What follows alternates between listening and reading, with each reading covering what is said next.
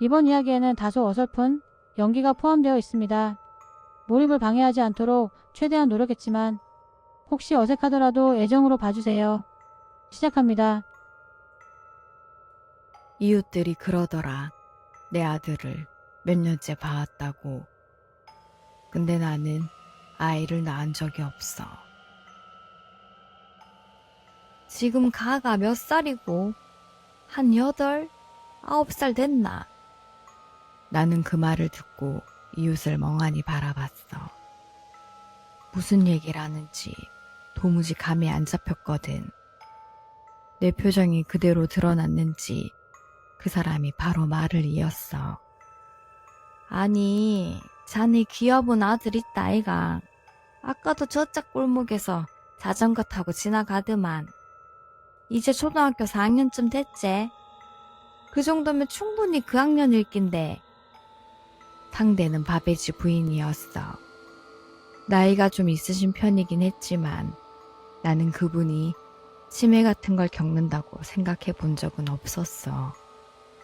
근데 그 순간 처음으로 설마 하는 생각이 들었어. 뭐라고 답해야 할지 모르겠는 거야. 부인은 내 대답을 기다리면서 고개를 살짝 기울였어. 마치 내가 뭔가를 착각하고 있다는 듯이. 그래서 나는 어색하게 입을 열었어. 아, 그렇죠, 제 아들. 그러자 부인의 표정이 바로 환해지더라. 맞지? 가 이제 4학년이제. 네, 그러니까, 네, 맞아요. 아이고, 진짜 귀엽더라. 부인은 그렇게 말하더니 아무 일 없었다는 듯 다시 꽃에 물을 주기 시작했어. 그 순간이 참 이상했어. 뭔가 묘하게 슬프기도 하고. 남편분도 이런 걸 알고 있을까? 혹시 이미 이런 순간이 몇 번 있었을까? 하는 생각이 들어서 그냥 내가 잠깐 헛짚은 거였으면 했어. 알츠하이머 같은 큰 신호가 아니기를. 나는 차에서 장본 걸 하나씩 꺼내들고 집으로 들어갔어. 그날은 대학에서 강의를 길게 한 날이라 너무 지쳤거든. 그냥 집에 들어가서 편한 옷으로 갈아입고 뇌 빼고 가벼운 TV나 틀어놓고 쉬고 싶었어. 근데 현관에서 신발을 한 짝 벗는 순간 코를 찌르는 냄새가 확 올라왔어. 탄 냄새. 근데 그냥 타는 냄새가 아니라 치즈가 잔뜩 들어간 무언가가 타는 냄새였어. 뭐야? 나는 그대로 부엌으로 뛰어갔어. 그리고 거의 넘어질 뻔했지. 한 짝만 신발을 신고 뛰어가서 균형이 흔들린 것도 있었지만 그보다 더 큰 이유는 부엌에 마르고 작은 남자아이가 서 있었거든. 냄비 앞에서 크래프트 디너, 그러니까 박스 맥앤치즈를 볶고 있었어. 한국 사람에게 국민의 인스턴트 식품이 라면이듯 북미에선 맥앤치즈가 그렇대요. 캐나다에선 크래프트 디너를 줄여 KD라고도 부르고요. 다시 얘기로 돌아와. 나는 반쯤 비명을 질렀어. 근데 곧바로 정신을 차렸지. 나는 대학에서 강의하는 사람이잖아. 그 단호한 얼음 모드가 자동으로 켜진 거야. 뭐야? 잠깐만. 실례지만 너 누구야? 여기서 지금 뭐 하는 거야? 그 아이가 휙 돌아봤어. 금발이었는데 되게 가늘고 축 늘어진 버드나무 가지 같은 머리카락이 얼굴 주변에서 휘날렸어. 아이도 나만큼 놀란 표정이었지. 파파, 무슨 말이에요? 나 여기 있잖아요, 여기. 애가 겁먹은 것 같았어. 그런데 말투가 이상했어. 묘한 억양이 있었거든. KD 먹을래요, 파파? 드세요. 드세요. 러시아 억양인가? 나는 순간 그렇게 생각했어. 그러다 한참 뒤에야 더 이상한 걸 발견했어. 애가 입고 있는 옷이 내 셔츠랑 똑같은 거야. 아니, 똑같은 정도가 아니라 그냥 내 옷 같았어. 근데 애한텐 너무 커서 헐렁헐렁했지. 나는 강의할 때처럼 손바닥을 보이며 자, 다 진정하고 할 때 쓰는 그 제스처를 했어. 그리고 목을 가다듬었어. 미안한데 난 네가 누군지 모르겠어. 그리고 이게 무슨 상황인지도 모르겠고. 아이의 눈이 더 커졌어. 내가 너무 강하게 말한 것처럼 느꼈는지 애는 더 겁을 먹었고. 그래도 계속 나무 주걱으로 냄비는 저었어. 케이디잖아요, 파파. 파파가 제일 좋아하는 거 셀리체즈 맛 기억 안 나요? 그 아이 이름은 드미트리였고 애는 자기가 내 아들이라고 주장했어. 엄마는 있었던 것 같은데 근데 엄마에 대한 기억은 별로 없어요. 나는 파파만 기억해요. 파파는 내 평생 언제나 파파였어요. 나는 애를 앉혀놓고 대화를 하려고 했어. 정말 여러 번 차분하게 설명했지. 그럴 리가 없다. 나는 결혼한 적도 없고 애를 낳은 적도 없다. 너는 지금 내 집에 침입한 거다. 경찰을 불러야 한다. 근데 매번 끝은 같았어. 드미트리는 내 몸에 매달리면서 울었어. 제발 기억해달라고. 왜 잊었냐고. 그 혼란이 더 커진 건 엄마한테 전화가 왔을 때야. 우리 손주는 잘 있니? 엄마가 그렇게 물었어. 나는 순간 말을 잃었지. 그리고 분위기가 점점 어색해지고 목소리가 굳어지다가 결국 나는 내 상황을 다 털어놨어. 엄마, 지금 무슨 말이야? 난 아들이 없어. 아들을 가진 적이 없어. 한 번도. 엄마가 작은 숨을 들이키며 바로 웃었어. 그리고 나를 나무랐지. 얘, 장난도 정도껏 쳐라. 똑똑한 우리 손주, 이번 주말에 9살 되잖니.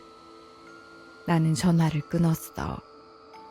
부엌 한가운데서 내 눈앞에 이 낯선 아이를 멍하니 바라봤지. 그 다음 10분 동안 나는 거의 고장난 사람처럼 같은 질문만 반복했어. 네 부모는 어딨어? 너희 집은 어디야? 엄마는? 아빠는? 근데 애는 계속 겁먹은 표정으로 같은 말만 했어. 파파가 어떻게 나를 잊어요? 왜 잊었어요, 파파? 나는 방법을 바꿨어. 이대로는 답이 안 나오니까. 그래서 장단을 맞춰주기로 했지. 에스프레소 한 잔을 급하게 들이켜고 머리를 비우고 애한테 말했어. 아빠가 과로해서 머리가 좀 과부하 걸렸나 봐. 미안해. 네가 내 아들이라는 걸 잠깐 잊었네. 그 말이 끝나자마자 드미트리 얼굴이 확 풀렸어. 괜찮아요, 파파. 괜찮아요. 애는 나한테 달려와 안겼어. 파파는 항상 정말 열심히 일하잖아요. 그 순간 집안의 긴장감이 조금 누그러졌어. 드미트리는 맥앤치즈를 다 만들어서 자기 그릇에 담아 먹기 시작했어. 나는 정중하게 거절하고 그냥 옆에서 지켜만 봤지. 그랬더니 애도 나를 빤히 바라보더라. 그 정적이 되게 이상했어. 이제 괜찮아요? 화 안 나요? 애가 물었어. 억양이 진짜 묘했어. 화 안 났어. 그냥 머리가 좀 복잡했을 뿐. 아이의 눈이 반짝였어. 더 기대하는 듯한 표정이었지. 그리고 조심스럽게 묻더라. 그럼 이제 정상으로 돌아갈 수 있어요? 그 말에 등골이 서늘해졌어. 나는 이상하게도 그래, 정상으로 돌아가자 라는 말을 하고 싶지 않았어. 왜냐면 이건 정상일 수가 없으니까. 애는 불안한 듯 그릇의 면을 툭툭 건드리기 시작했어. 걱정이 잔뜩 묻어 있었지. 나는 결국 이렇게 말했어. 다 괜찮아질 거야. 스트레스 받지 말고 얼른 먹어. 그런데 그날 저녁부터 더 이상한 일들이 일어났어. 나는 드미트리가 밥 먹는 걸 끝까지 지켜봤고 아이도 나를 봤어. 그 시선이 남달랐어. 마치 내가 사라질까봐 확인하는 것처럼. 밥을 다 먹고 나더니 아무렇지 않게 말하더라. 파파, 나 방에 가서 놀아도 돼요? 나는 자동으로 고개를 끄덕였어. 그리고 그 애를 따라갔지. 그 순간 나는 완전히 말을 잃었어. 내 서재가 사라진 거야. 어제까지 책장과 파일, 노트북이 있던 방이 진흙으로 발라진 벽, 린넨 커튼, 낡은 나무 장난감들, 그리고 지푸로 된 듯한 침대가 있는 방으로 바뀌어 있었지. 공기 냄새도 달랐어. 빵 굽는 냄새랑 흙냄새가 섞여 있었어. 드미트리는 아무렇지도 않게 바닥에 앉아 나무 블록을 쌓고 팽이를 돌리며 놀았어. 나는 그걸 30분 넘게 지켜봤고 혹시 환각인가 싶어서 눈을 깜빡였지만 그대로였어. 조금 있다가 아이가 하품을 하더라. 파파, 졸려요. 나는 무의식적으로 물었어. 잠옷은 안 갈아입니? 애는 고개를 갸웃했어. 그리고 그냥 그대로 침대에 폴짝 올라가더니 손을 내밀었어. 손 잡아줘요. 나는 잠깐 망설이다가 그 손을 잡았어. 차갑고 조금 축축하게 느껴졌지만 환각이라기엔 너무 구체적인 감촉이었어. 드미트리는 금방 조용해졌어. 자장가도 봉화도 요구하지 않았어. 그냥 손만 잡고 싶었던 거야. 고마워요, 파파. 여기 있어서 정말 좋아요. 내 파파여서 좋아요. 나는 천천히 손을 빼고 방을 나와 문틈으로 애를 한참 지켜봤어. 9시 30분쯤 작고 고른 코 고는 소리가 들리더라. 잠든 거였지. 나는 그날 밤 동료 펫에게 전화를 걸었어. 업무상 가장 자주 연락하는 사람이었거든. 전화하자마자 대뜸 그랬지. 펫, 나한테 아들이 없어. 맞지? 잠깐 침묵이 흘렀어. 할란, 무슨 소리야. 너 아들 있잖아. 내 심장이 철렁 내려앉았어. 너 스베틀라나랑 결혼했잖아. 뭐? 누구? 스베틀라나, 모스크바에서 만난. 너 예전 유럽 강연 여행 갔을 때 말이야. 나는 15년 전에 영국, 독일, 러시아에서 초청 강연을 한 적이 있었어. 그건 사실이야. 모스크바엔 3일 있었거든. 근데 나는 그런 사람을 만난 적이 없어. 펫이 한숨을 쉬더라. 그래, 이혼 힘들었던 거 알아. 그래도 전처가 없던 사람인 척 하는 건 좀 그렇지 않아? 우리가 몇 년이나 같이 있었지? 할랑, 지금 장난치는 거지? 네가 많이 힘들었던 거 다 이해해. 근데 이건 좀 소름이다. 나 농담 아니야, 팻. 그럼 자. 좀 자고 얘기해. 난 이미 잤어. 그럼 내일 생일 파티에서 보자. 응? 무슨 생일? 네 아들 생일. 제발 이상한 소리 그만해. 전화가 끊겼어. 그날 밤 나는 한숨도 못 잤어. 집안 서랍이란 서랍은 다 뒤졌어. 신용카드 내역에는 학용품종 결제 기록, 아동복 매장, 식료품 구입 내역이 찍혀 있더라. 벽에는 드미트리가 자라온 사진들이 걸려 있었고, 아기 때, 유치원 때, 점점 커가는 모습. 사진 속에 나는 행복해 보였어. 나는 미친 듯이 내가 아버지가 아니라는 증거를 찾고 있었는데, 찾으면 찾을수록 오히려 내가 아버지라는 증거만 쌓여갔어. 마치 현실이 나를 설득하는 것만 같았지. 아침이 되자 드미트리가 나를 깨웠어. 파파, 보리스 삼촌 왔어요. 누구? 창밖을 보니 덩치 큰 금발 남자가 웃고 있었어. 뒤에는 여러 명의 친척처럼 보이는 사람들이 러시아어로 떠들고 있었고, 할란, 생일 축하하러 왔어. 그들의 옷차림은 묘했어.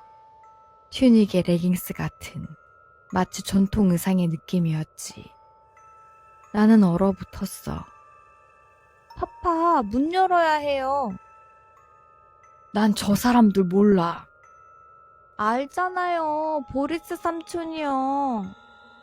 드미트리가 손을 빼려고 했고, 나는 순간적으로 아이를 붙잡았어. 밖에서 누군가 러시아어로 소리쳤고, 이내 현관문이 열렸어. 덩치 큰 남자 3명이 안으로 들어오자 드미트리는 그들 뒤로 숨었어. 그때 그들 사이를 밀치고 한 여자가 앞으로 나왔어. 핏기 없는 얼굴, 눈은 충혈되어 있었고 피부는 거의 뼈가 비칠 정도로 창백했어. 나는 본능적으로 알았어. 스베틀라나. 그녀가 내 이름을 세 음절로 끊어 불렀어. 하를란. 순간 눈앞이 번쩍였어. 붉은 광장, 성 바실리 성당 그림자, 속삭이는 입술, 어두운 주문 같은 말들. 스베틀라나는 드미트리 어깨를 감싸 안고 나를 똑바로 봤어. 그냥 말해요. 모든 게 정상이라고. 그렇게 말해줘요. 아니야. 그럴 리 없어. 이건 실제가 아니야. 나는 맨발이었지만 어제 입었던 옷 그대로 도망쳤어. 뒷문으로 뛰쳐나가 차에 올라타고 그대로 달렸지. 백미러를 봤는데 맹세컨대 내 집이 아니었어. 초가 지붕이 얹힌 오두막처럼 보였거든. 곧장 대학으로 갔어. 연구실에 스스로를 가둔 채 일주일간 강의를 취소했지. 개인 사정이라고 둘러댔고. 그날 학과 사람들 중 아무도 내가 아들이 있다는 걸 몰랐어. 회색에 다시 어제 통화 얘기를 꺼냈더니 무슨 통화냐고 했고, 엄마도 네가 그런 말 한 적 없어 라고 하시더라. 다음 날 집으로 돌아왔어. 문을 열자마자 알았어. 모든 게 원래대로 돌아와 있었거든. 벽에 사진도 사라졌고, 앨범도 없었고, 진흙벽으로 된 방도 없었고, 아이의 방은 원래 내 서재 그대로였어. 마치 아무 일도 없었다는 듯이 말이야. 그 일은 9월의 어느 주말이었어. 지금까지도 나는 그게 뭐였는지 모르겠어. 그런데 의문이 들어 조사를 하다 보니 모스크바에서 내가 무언가를 만났던 건 아닐까 하는 생각이 들었어. 오래된 저주, 떠돌이 영혼, 아니면 체르나야 베드마. 이건 러시아어로 검은 마녀, 어둠의 마녀를 뜻한다고 해요. 어쨌든 그녀는 평범한 여자로 위장한 흑마녀는 아니었을까? 다행히 그 이후로 이상한 일은 없었어. 하지만 가끔 바베쥐 부인을 만나면 그분은 여전히 이런 말을 해. 아가 정말 귀엽디. 항시 나한테 손을 흔들어 준다고. 한 번 음식도 주더라니까. 그 뭐라 카더라. 아, 맥앤치즈. 그래, 그거 맞다, 맥앤치즈. 나는 지금도 대답을 못하겠어. 아직도 모르겠거든. 내가 저주를 받은 건지, 마녀를 만난 건지, 아니면 정말로 아들을 잠깐 잊었던 건지. 이야기는 여기서 끝이 납니다. 이번 해석은 좀 흥미로우실 수도 있을 것 같아요. 끝까지 함께 해주시면 감사하겠습니다. 솔직히 이번 이야기는 해석이 좀 쉽진 않았어요. 왜냐하면 그냥 직관적으로 느꼈을 때 이거 마녀의 주술 아니면 기억이나 뇌에 관련된 거다라는 생각이 들었거든요. 그런데 아시겠지만 뇌라는 말만 들어도 괜히 복잡한 느낌이 들잖아요. 그래도 나름 해석을 한번 해보도록 하겠습니다. 러시아 슬라브 문화에서 마녀의 개념은 단순히 악마와 협력하는 사이가 아니라 오히려 비밀 지식과 술법을 아는 존재래요. 마녀는 절대 악, 이렇게만 보는 게 아니라는 거죠. 예를 들면 지역사회의 치료사, 예지자 등으로도 여겨졌대요. 다만 과학적으로 초자연적 저주 사례에 대해 입증된 바는 없어서 대부분의 자료는 모두 민속, 신화, 구전, 전승이라고 해요. 저주를 우리나라식 표현으로 하자면 양박 같은 거겠죠? 어떻게 보면 이것도 믿음의 영역이 아닐까 하는데요. 저도 마녀에 관해서는 자세히 알지 못해서 혹시 본인이 마녀이시거나 혹은 마녀를 알고 계신다면 댓글로 정보나 경험에 대해 알려주시면 좋을 것 같아요. 다음으로 이 이야기가 곱씹을수록 기묘한 이유가 있는데요. 어쩌면 기억이 붕괴되는 과정일 수도 있어요. 우리는 흔히 기억을 녹화 파일처럼 생각하잖아요. 장면을 딱 떠올려서 그걸 그대로 본다고요. 하지만 실제로는 아니래요. 심리학과 신경과학 연구에 따르면 기억은 꺼낼 때마다 다시 재구성된답니다. 그러니까 기억은 불러올 때마다 다시 조립되는 거죠. 이걸 재고착이라고 한대요. 그래서 누군가가 반복적으로 너에게 아들이 있다 라고 말해주면 처음에는 부정해요. 그러나 주변 모두가 같은 말을 하고 사진과 문서까지 뒷받침된다면 뇌는 버티지 못합니다. 자기 기억을 의심하게 되는 거죠. 그래서 뇌는 혼란을 줄이기 위해 그 기억을 맞춰가려고 한대요. 실제로 미국의 심리학자 엘리자베스 롭터스는 존재하지 않았던 유괴 사건이나 사고를 반복 암시만으로 실제 기억처럼 만들 수 있음을 입증했다고 합니다. 한 사람이 강하게 확신하면 주변 사람의 기억도 그 구조를 따라가며 변한다고 해요. 이건 신기하면서도 좀 무섭지 않나요? 이야기 속 주인공 한란도 같은 상황에 놓인 거죠. 모두가 말했어요. 어머니도, 동료도, 이웃도. 너에게 아들이 있다고. 그 순간 뇌는 선택을 해야 해요. 1. 내가 미쳤다. 2. 내가 잊었다. 대부분의 뇌는 2번을 고릅니다. 자아가 완전히 붕괴되는 것보다 기억이 사라졌다고 믿는 편이 덜 고통스럽기 때문이래요. 그리고 다른 가능성은 해리성 기억 상실인데요. 많이 들어보셨을 거예요. 강한 스트레스, 트라우마, 죄책감이 있을 경우 특정 기억 구간을 통째로 차단하는 증상이죠. 만약 한란이 모스크바에서 결혼했고 이혼을 하고 아이와 관련된 사건이 있었고 그게 감당 불가능한 충격이었다면 아마 뇌는 그 기억을 밀어냈을지도 몰라요. 그래서 특정 자극이 오면 기억 파편이 번쩍번쩍 튀어나오는 걸지도요. 이야기에서 여러 장면이 플래시처럼 나타나 트리거 반응을 보였었죠. 그리고 서재가 아이의 놀이방처럼 보였던 것은 신경과학적으로 봤을 때 극도의 스트레스, 수면 부족, 에스프레소 과다 섭취 등에 의해 일시적인 지각 붕괴 가능성도 있어요. 현실이 아닌데 기억 이미지의 일부가 마치 현실처럼 보였을 수도 있겠죠. 그런데 이 이야기를 해석하다가 가장 소름 끼치는 건 마지막 장면이었어요. 바베지 부인이 끝까지 아이를 기억하는 부분요. 어쩌면 바베지 부인에게도 약간의 문제가 있거나 아니면 부인도 실제로 본 게 아닌데도 마치 봤다고 믿게 된 것일 수도 있겠죠. 그런데 말입니다. 만약 나를 제외한 모두가 같은 기억을 말한다면 그건 진실이 되는 걸까요? 그렇다면 틀린 건 세상일까요? 아니면 나일까요? 여러분의 다양한 해석과 의견을 기다립니다. 최근 많은 분들이 함께 해주고 계세요. 진심으로 감사하단 말씀 드리고 싶어요. 더 열심히 영상 제작하도록 하겠습니다. 오늘도 시청해주셔서 감사합니다. 귀문의 틈 넘어 흘러오는 기록은 앞으로도 계속됩니다. 여기는 귀문의 비망록입니다.